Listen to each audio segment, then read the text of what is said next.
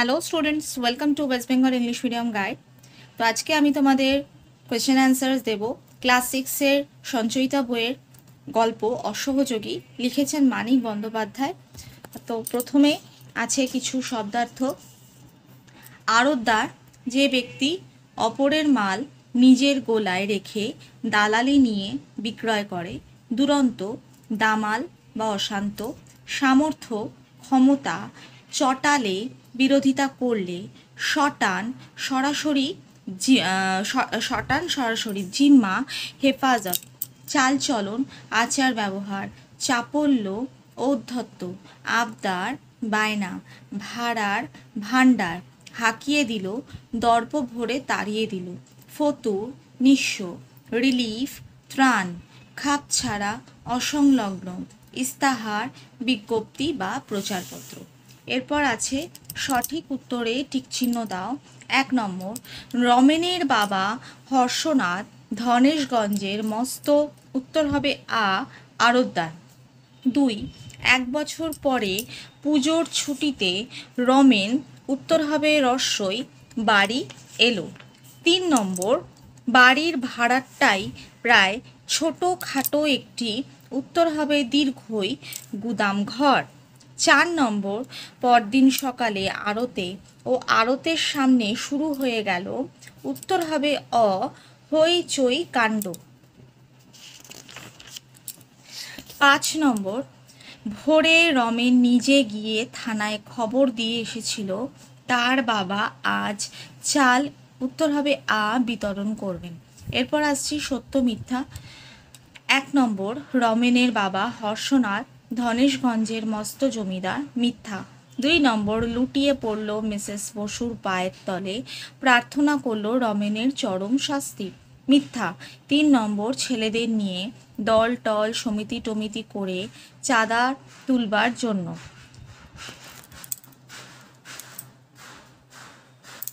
সমিতি করে চাঁদা তুলবার জন্য। সত্য। 4 নম্বর, পরের বছর হর্ষনাথ 50 টাকা পাঠিয়েছিল।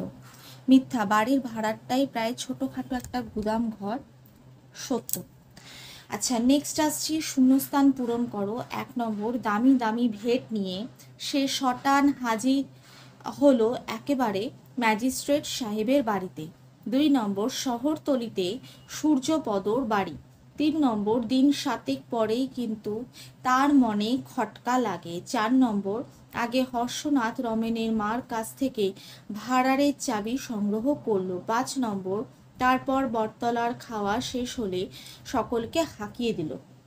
এরপর আসছি মিল করো। হর্ষনাথ আড়তদার। 2 নম্বর, ম্যাজিস্ট্রেট মিস্টার বসু। 3 নম্বর, গরিব মাস্টারমশাই সূর্যপদ। 4 নম্বর, দুর্ভিক্ষের বাঙালি। 5 নম্বর, চোখের চাউনি। এরপর আসছি কোয়েশ্চেন আনসার পার্টে। অতি সংক্ষিপ্ত। 1 নম্বর, হর্ষনাথ কে? তো হর্ষনাথ হলেন ধনেশগঞ্জের মস্ত আড়তদার। 2 নম্বর, রমেনকে কেন সূর্যপদর কাছে পাঠানো হয়েছিল? রমেন মারাত্মক রকম দুরন্ত হয়ে উঠেছিল। 3 নম্বর, ম্যাজিস্ট্রেট সাহেবের নাম কি? ম্যাজিস্ট্রেট সাহেবের নাম মিস্টার বসু। 4 নম্বর, রমেনের খরচের জন্য সূর্যপদ কত টাকার কথা বলেছিল? রমেনের খরচের জন্য সূর্যপদ 25 টাকার কথা বলেছিল। 5 নম্বর, রমেন কতদিন পরে এবং কবে বাড়িতে এলো? রমেন 1 বছর পরে পুজোর ছুটিতে বাড়িতে এলো। 6 নম্বর, বাড়ির ভাড়াটা কীরকম ছিল? বাড়ির ভাড়াটা ছিল প্রায় ছোটো খাটো একটি গুদাম ঘর।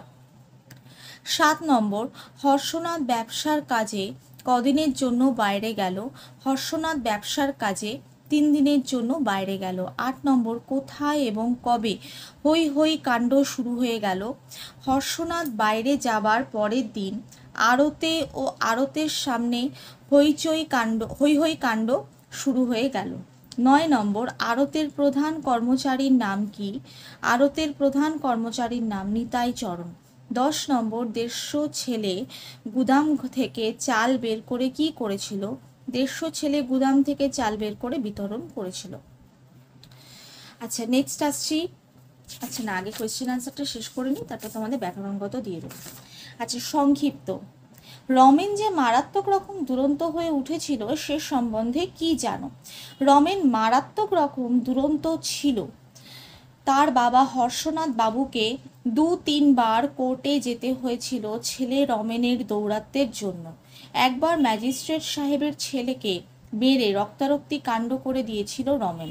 2 নম্বর, রমেনের নিস্তারের জন্য হর্ষনাথ কি করেছিল? রমেন ম্যাজিস্ট্রেট সাহেবের ছেলেকে মেরে রক্তারক্তি কাণ্ড করে দিলে রমেনের নিস্তারের জন্য পিতা হর্ষনাথ দামি দামি ভেট নিয়ে ম্যাজিস্ট্রেট সাহেবের বাড়ি যান। সেখানে রমেনের নিস্তার প্রার্থনা করে ম্যাজিস্ট্রেট সাহেবের স্ত্রীর পায়ে লুটিয়ে পড়েন। 3 নম্বর, সূর্যপদ সম্বন্ধে হর্ষনাথের ধারণা কীরকম? হর্ষনাথের মতে সূর্যপদ স্বদেশী করেন না, স্বদেশী করলে তাকে জেলে যেতে হতো। সূর্যপদ যেটা করেন তা টাকা উপায়ের ফিরি ছেলেদের নিয়ে দল সমিতি তৈরি করে চাঁদা তুলবার জন্য। 4 নম্বর, হর্ষনাথ আড়ত থেকে ভাত খেতে বাড়ি ফিরে কি দেখেছিল? হর্ষনাথ আড়ত থেকে ভাত খেতে বাড়ি ফিরে দেখেছিল 100 দুর্ভিক্ষের কাঙালি, মেয়ে পুরুষ ছেলে বুড়ো তাদের বাড়ির পাশের ফাঁকা বটগাছ তলায় পাত পেতে ভাত খাচ্ছে আর পরিবেশন করছে রমেন আর তারই বয়সী 25-30টি ছেলে। নেক্সট 5 নম্বর, হর্ষনাথ ব্যবসার কাজে বাইরে যাওয়ার আগে আড়তে কি বলে গিয়েছিল? হর্ষনাথ ব্যবসার কাজে বাইরে যাওয়ার আগে আড়তে বলে গিয়েছিল রমেন এসে গোলমাল করলে তাকে যেন ভালোভাবে শাসন করে দেওয়া হয়, আর হর্ষনাথের পরম শত্রু অনাথবাবু এসে হাঙ্গামা করলে তাকে যেন সোজা পুলিশ ডেকে ধরিয়ে দেওয়া হয়। এরপর আসছে রচনাধর্মী প্রশ্নোত্তরে। 1 নম্বর, আলোচ্য গল্পে হর্ষনাথের চরিত্র কেমন তা নিজের ভাষায় বর্ণনা করো। লেখক মানিক বন্দ্যোপাধ্যায় অসহযোগী গল্পে ফুটিয়ে তুলেছেন সমাজের দুই বিপরীত মেরুতে অবস্থানকারী মানুষের চরিত্র, যেখানে একদল মানুষ পেট ভরে মনের সুখে খাবার খাবে আর একদল মানুষ অনাহারে অসুখে দিনপাত করে। রমেনের বাবা হর্ষনাথ হলেন সমাজের সেই প্রথম শ্রেণীর মানুষ। তিনি ছিলেন এক স্বার্থপর ব্যবসায়ী। যুদ্ধের বাজারে বেইমানি করে টাকা রোজগার করতে তিনি দ্বিধাবোধ করেন না। সমাজের ক্ষুধার্তের মুখে অন্ন তুলে দেওয়া তো দূরে থাক, নিজের সন্তান যখন সেই কাজের দায়িত্ব নিতে চায় তাকেও শাসন করে দমিয়ে রাখার চেষ্টা করেন। 2 নম্বর, হর্ষনাথ কেন ম্যাজিস্ট্রেটের সঙ্গে দেখা করেছিল? রমেন ম্যাজিস্ট্রেট সাহেবের ছেলেকে মেরে রক্তারক্তি কাণ্ড করে দিলে হর্ষনাথ ভাবেন যদি ম্যাজিস্ট্রেট সাহেব রেগে যান তাহলে তার যুদ্ধের বাজারে বেইমানি করে টাকা কামানোর অনেক ক্ষতি হয়ে যাবে। তাই হর্ষনাথ দামি দামি ভেট নিয়ে ম্যাজিস্ট্রেট সাহেবের বাড়ি যান। 3 নম্বর, 1 বছর পর পুজোর ছুটিতে রমেন বাড়ি ফিরে এলে রমেনের মধ্যে কীরকম পরিবর্তন হয়েছিল? 1 বছর পর পুজোর ছুটিতে রমেন বাড়ি ফিরে এলে তার চেহারায় কথায় ও ব্যবহারে আমূল পরিবর্তন দেখেন পিতা হর্ষনাথ। সে অনেক শান্তশিষ্ট ও ভদ্র হয়ে উঠেছিল। তার উস্কো খুস্কো ঝাঁকড়া চুল ছোট ছোট ছাটা ও আঁচড়ানো থাকতো। জামা কাপড় সস্তা দামের কিন্তু দিব্যি পরিষ্কার পরিচ্ছন্ন থাকতো। মুখখানা সবসময় হাসি খুশি, কথা মিষ্টি ও চালচলন নম্র হয়ে গিয়েছিল। তার চাপল্য, শয়তানি আর অবাধ্যতা কোথায় যেন উড়ে গিয়েছিল। এরপর আসছি বোধ পরীক্ষণে। 1 নম্বর, উনি স্বদেশী টদেশী করেন শুনেছি, খোকাকে আবার না বিগড়ে দেন। আলোচ্য উদ্ধৃতিটি কোন গল্প থেকে নেওয়া হয়েছে? আলোচ্য উদ্ধৃতিটি অসহযোগী গল্প থেকে নেওয়া হয়েছে। লেখকের নাম কি? লেখকের নাম মানিক বন্দ্যোপাধ্যায়। উক্তিটি কার? উক্তিটি রমেনের মায়ের। স্বদেশী কি? ভারতের স্বাধীনতা আন্দোলনে অংশগ্রহণকারীদের স্বদেশী বলে। তোমার জানা একজন স্বদেশীর নাম লেখো। আমার জানা একজন স্বদেশী হলেন নেতাজি সুভাষচন্দ্র বসু। 2 নম্বর, সবাই না খেয়ে মরে যাবে, তুমি কিছু করবে না বাবা। এখানে সবাই বলতে কার বা কাদের কথা বলা হয়েছে? এখানে সবাই বলতে তৎকালীন ভারতবর্ষের নিপীড়িত জনসাধারণের কথা আলোচ্য অংশে বলা হয়েছে। খ, কেন তারা না খেয়ে মরবে? তৎকালীন ভারতবর্ষের শোষণমূলক সমাজ ব্যবস্থার দ্বারা পীড়িত হয়ে তারা না খেয়ে মরবে। সেই সমাজ ব্যবস্থায় একদল মানুষ পেট ভরে মনের সুখে খাবার খায়, আর একদল মানুষ অনাহারে অসুখে দিনপাত করে।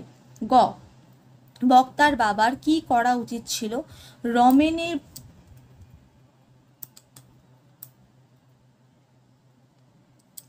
রমেনের বাবার গরিব দুঃখী মানুষের পাশে দাঁড়ানো উচিত ছিল।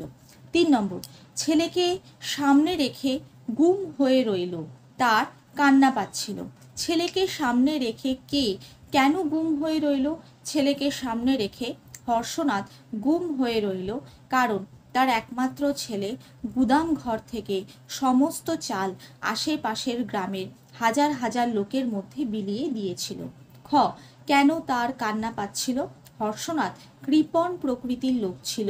তার আড়তে হাজার হাজার মন চাল মজুদ থাকা সত্ত্বেও তিনি গরিব দুঃখী মানুষকে সাহায্য করতে চাইতেন না, অথচ তার ছেলে হয়ে রমেন গুদামে মজুদ চাল গরিবদের বিলিয়ে দিয়েছিল, তাই হর্ষনাথের কান্না পাচ্ছিল। এবার আসছি আমি ব্যাকরণগত প্রশ্নোত্তরে। প্রথমেই আছে কিছু বাক্য রচনা। আড়তদার, গতকাল গমকালে আড়তদার অনুপস্থিত থাকায় লুটপাট লেগে গিয়েছিল। স্বদেশী, স্বাধীনতা আন্দোলনের সময় দেশবাসী বিদেশি বস্ত্র ত্যাগ করে স্বদেশী বস্ত্র ব্যবহার করতে শুরু করেছিল। শহরতলি, বন্ধের কারণে শহরতলির রাস্তাঘাট যানজট শূন্য। দুরন্তপনা, আমার মামার ছেলের দুরন্তপনায় সকলে নাজেহাল হয়ে পড়েছে। চক্ষুস্থির, ছেলেটির বাহাদুরি দেখে সকলের চক্ষুস্থির হয়ে গেল। পদ পরিবর্তন, দুরন্ত, দুরন্তপনা। স্বদেশী, স্বদেশ। শয়তানি, শয়তান। অবাধ্যতা, অবাধ্য। ক্ষুদিত, ক্ষুধা। বিপরীত শব্দ, সামর্থ্য, অসামর্থ্য। ক্ষমতা, অক্ষমতা। ভদ্র, অভদ্র। বাইরে, ভেতরে। লাভ, লোকসান। তো আজকে আমি তোমাদের দিলাম অসহযোগী গল্পের প্রশ্নোত্তর। তো আবার ফিরে আসবো নতুন কোনো ভিডিও নিয়ে। ভালো থেকো, সুস্থ থেকো, মন দিয়ে পড়াশোনা করো। Bye and take care.